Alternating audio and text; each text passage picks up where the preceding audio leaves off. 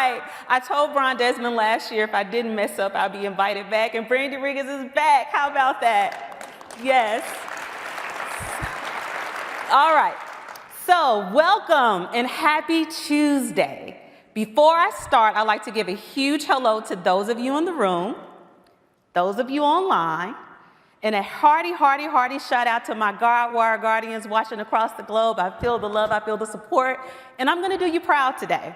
So as Brian mentioned, I am the global head of DEI at Guardwire, and I'll be moderating the panel today that you're gonna watch in just a moment, boosting the bottom line in gender diversity and technology. So, in just a moment, I will be joined by 3 phenomenal, incredible, and amazing women, and I just cannot wait to introduce them. Each of these women has deep expertise and experience in technology, in insurance, and my own personal favorite, leadership. And they will all bring their unique perspective and insights to the topic today. Now, I have had the pleasure to get to know them in the time leading up into this panel, and I'm certain that you're gonna find them just as inspiring as I have. So, feel free, hint, hint, to give them your best stadium welcome ever as they come on the stage as I announce them. You're gonna have Carol Ann Goff, Executive General Manager, Insurance Platforms for IAG, Australia and New Zealand, Renee Buford, President and CEO of Chair of the Board of Hastings Mutual Insurance Company, and last but not least, Tatiana Lalkovich, Senior Vice President and Chief Technology at Definity. Here they come.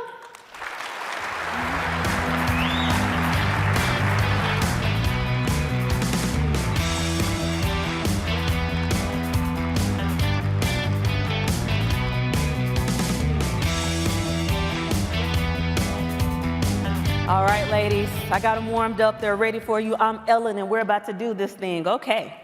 So I'd like to start a little bit because I know you, but I'd like the crowd to get to know you as well. So I'm going to give you a little time to tell a little bit about yourselves. Carolyn, let's start with you. Okay, start with me. Hi, everyone. Good to see so many people in the room. It's very exciting.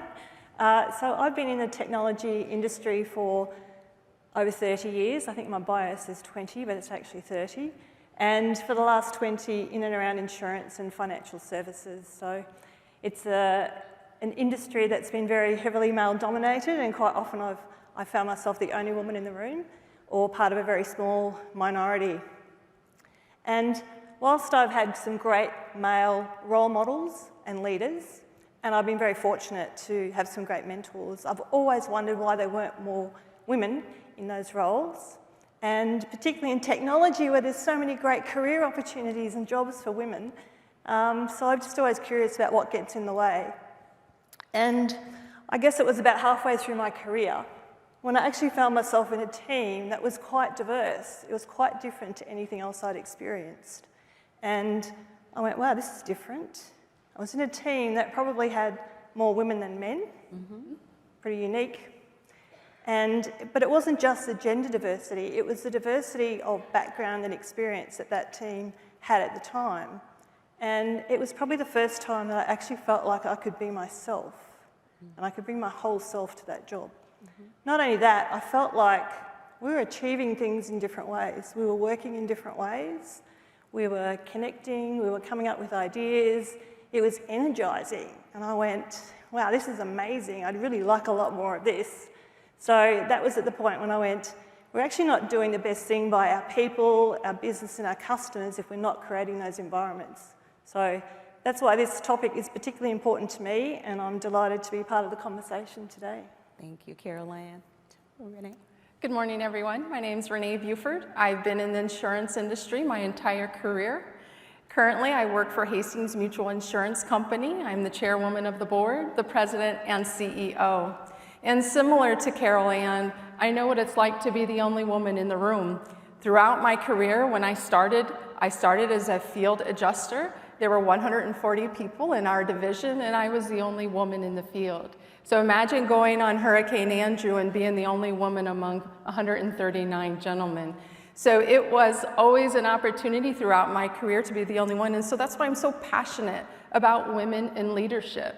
I spend a great deal of my time mentoring and working in schools, really mentoring the young women in STEM programs, encouraging them that there are opportunities for women in STEM-related fields, and really being the example and being able to show them that it is possible, and really working with them. So that's why I'm so passionate about women in leadership.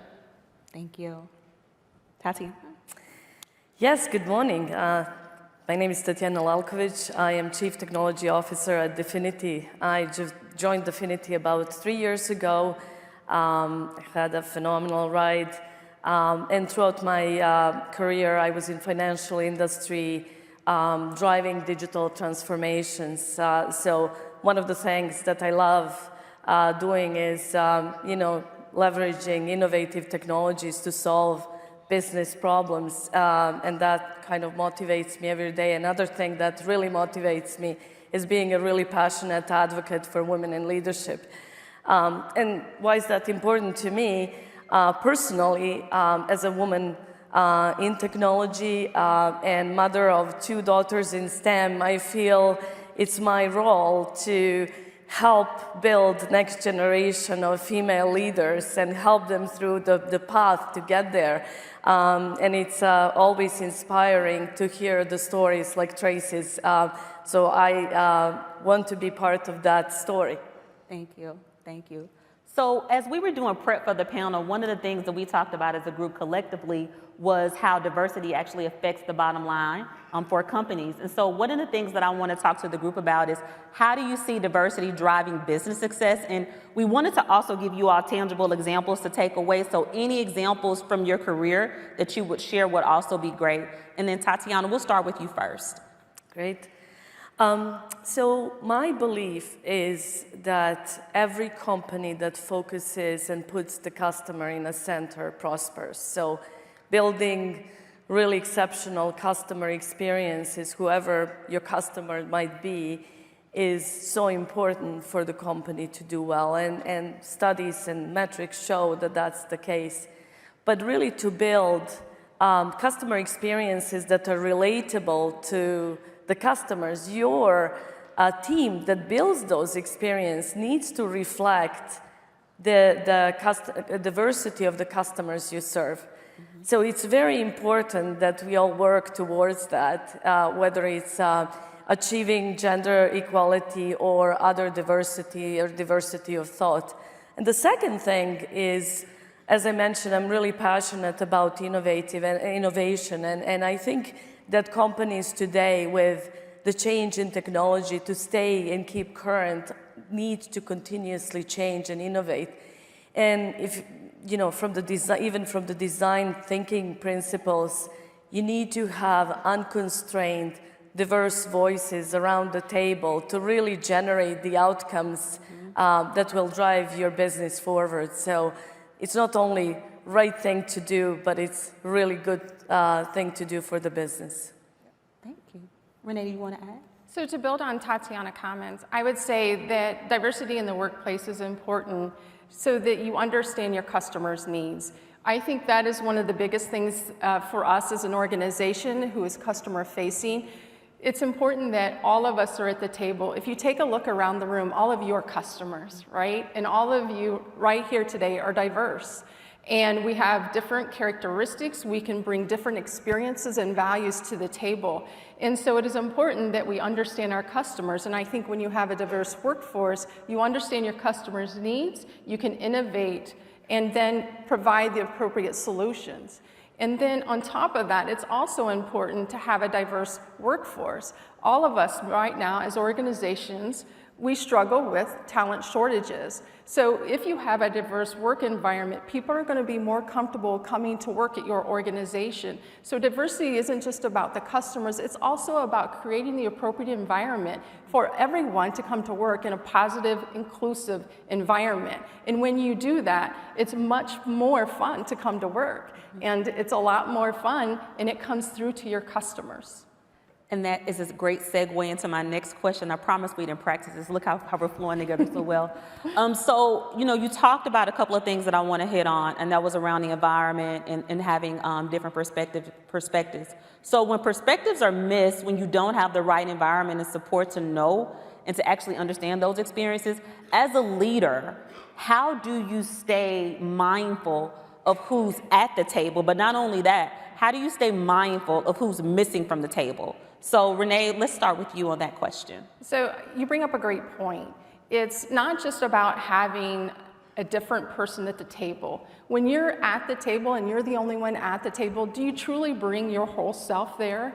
You tend to toe the company line. You tend to stay within the current culture. So how did the company benefit from my skill set, from my thoughts, my innovative ideas, if I don't provide an environment where they feel safe to share that information? So it's not just about having people at the table, it's also about providing that safe and inclusive environment so they can transcend and have all of their amazing innovative ideas shared with everyone. Caroline? Absolutely, you kind of sort of pick up on that one.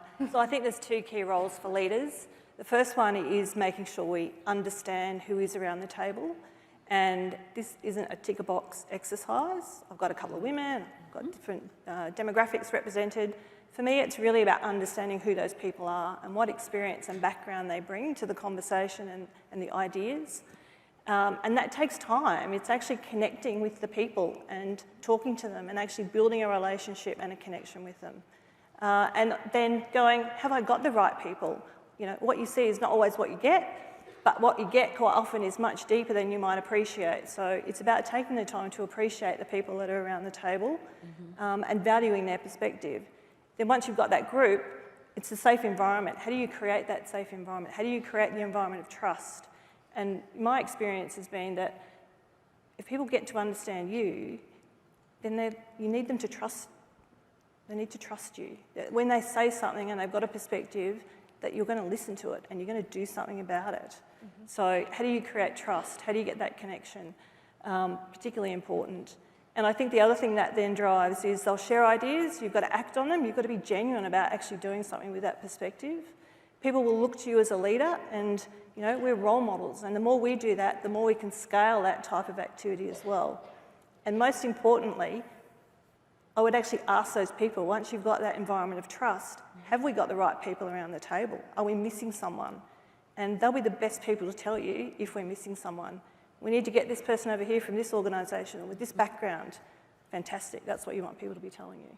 And one of the things that I heard you say that's going to stick with me is listening, because listening is the foundation that actually builds trust to actually start the journey. So I want to talk about something now that all of you have heard of, and that's around the best person for the job. So I want to redefine that a bit. Are there things that we can do to redefine best person for the job, to recognize those skills, those perspectives, and the backgrounds that may be different from the stereotypical? Tatiana? So I think it's in our attempts to achieve what the right thing to do is and kind of have more diverse environments. We set some metrics and targets, and it's important that that doesn't leak into a conversation. We got to hire a woman for this job because nobody wants to be selected or not be selected based on the gender or your background. There's a lot that those candidates bring to the table. So what's really important and what we can do is start with that diverse slate, really give an opportunity to select the best candidate with the best talent, but have an opportunity to have that diverse slate. And the other thing that I recently read, and I thought that was really impactful, is how do we create actually panelists that interview the candidate to be a diverse group of people? Because everyone is more comfortable and performs the best in those interviews when they can relate to your interviewer. So I think those are very important things to keep in mind to select the right person for the job. Thank you. And for me, the word is perception. Perception in two ways. Quite often the perception of a role is quite different to the reality, and particularly for women, may have a perception that the role is bigger, different to what they think, and how do we actually make it more real? How do we demystify the role? And I think the other perception aspect is people have perception of individuals because they see them in certain roles and potentially can't see them in a different type of role. And how do we break that down? Because that can often block career pathways for people. So our role as leaders, again, I think, is to help demystify the roles so that people can see that might be an option for them, and then demystify or get rid of the perceptions around individuals that may not actually be true or valid. So, thank you, Carol-Ann. So at Guidewire, we just hosted our first inaugural Women's Executive Summit, and this is a topic that I'm about to discuss that came up, and it was around the balancing of different roles. And just thinking about our personal conversations on the panel, you know, we are moms, we are spouses, we are sisters, we are daughters, we are aunts, and we also wear large hats at our roles. And you bring up a good point, Carol-Ann, around the demystification of that. How do you demystify the role of a senior leader with the balance of the different roles? And then how do we then create pathways for people so that they can do the same thing too? And I actually like to hear from everyone around this topic. I'll kick off if you like. All right. Demystifying is one that's particularly important to me. I actually sponsor our Women in Leadership program at IAG, and we've had a few of the programs run now, and early in the program, I come along and do a Q&A session. Every time I can guarantee the questions I will get. It'll be, what's a day in a life look like? What's really in that role? And when I answer the questions, you can see the light bulbs go on, and it's actually quite different to what they might think. How do you do it all? So I think it's about sharing our experiences, mentoring, and I think we'll talk a little bit about that, mentoring particularly important. The other thing I think is important is actually helping people walk in the shoes of those roles, and it might not be do the role, but bring them along with you, help them see what actually goes on, bring them into meetings, into conversations, actually get a sense of reality, and provide the opportunities for them to stand in a role for a period of time. That, for me, you know, is benefit in a number of ways. They get to stretch themselves, they get to see what they're capable of, people get to see them in a different light, and they might then get to see that that role might need something quite different that they bring that they may not have seen otherwise. So they're the ways that I like to demystify. I would just like to build on Carol-Ann's comments. At Hastings Mutual, one of the things that we do with all of our new employees is we go through an orientation program, and they get to spend a roundtable discussion an afternoon with the officers. And we share our own path to leadership. And we talk about what we've done well, what our successes are, what our challenges have been, and a lot of our learnings. And we also encourage them to stretch. It's okay if you want to do something different than you're doing. It's all about what talent do you bring to the organization. And so it's an opportunity for them to sit down with the senior leaders and speak to them about their path. And we also, to your point, we talk about what we do, what our roles entail. And it's very interesting that they actually believe we don't stay up at night worrying about things. And that's one of the questions, what keeps you up at night? And it's like, well, I have 1, 2, 3, 4, 5 things I could share with you. And so it's really a nice opportunity for the teams to look at us and get to know us as people, but also as leaders, and how all of us work together in order to ensure the success of our organization. As leaders, we are the culture. And culture lives and breathes in our actions and in our words. And so our most powerful thing that we can do is provide that positive and inclusive environment. Thank you.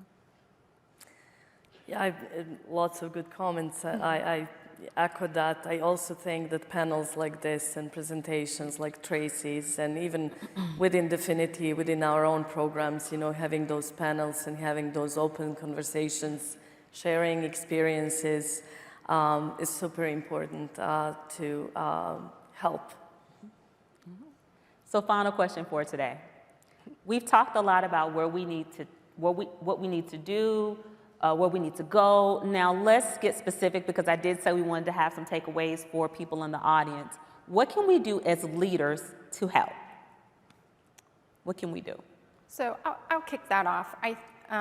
Throughout my career, I have been very fortunate to have people who have inspired me, who have challenged me, who have believed in me, and who let me be myself And that has made all the difference in the world. And so it's my role and responsibility to pay it forward. And I am all about mentorship. That's why I choose to work with the schools and work with nonprofits to mentor the next generation of women leaders, to encourage them and to inspire them so that they too know that they have a place at the table and that they too can be just as successful in STEM-related programs. It's just so important that they see people like them be successful. And so that's why I'm so passionate about the mentorship. And I think that is one of the most important things that we could do.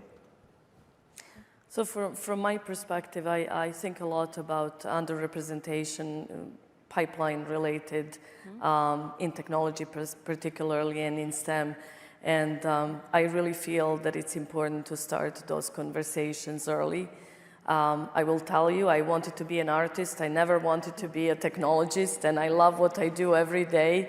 And I wonder if I had early understanding how creative and how amazing a technology job can be, I would be much more eager to start thinking about my path in life through the technology lens.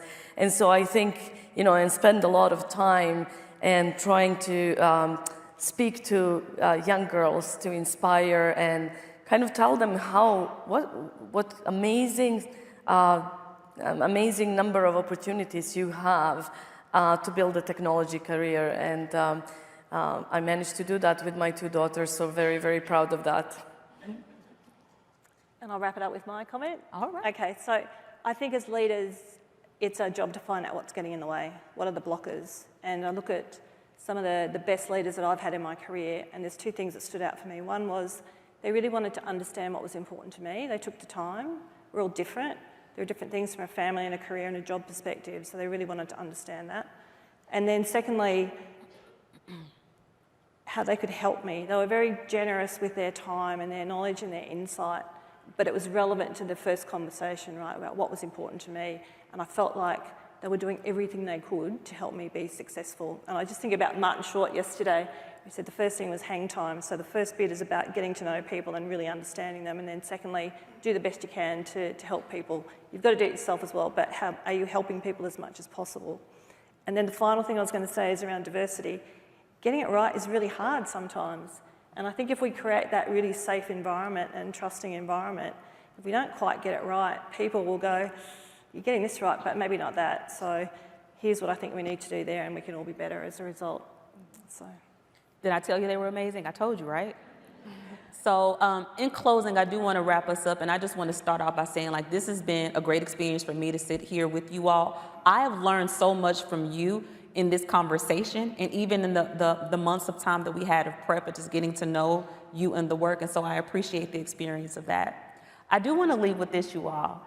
It does take everyone in the room to do the work. I preach this all the time, and that is where inclusion comes into play.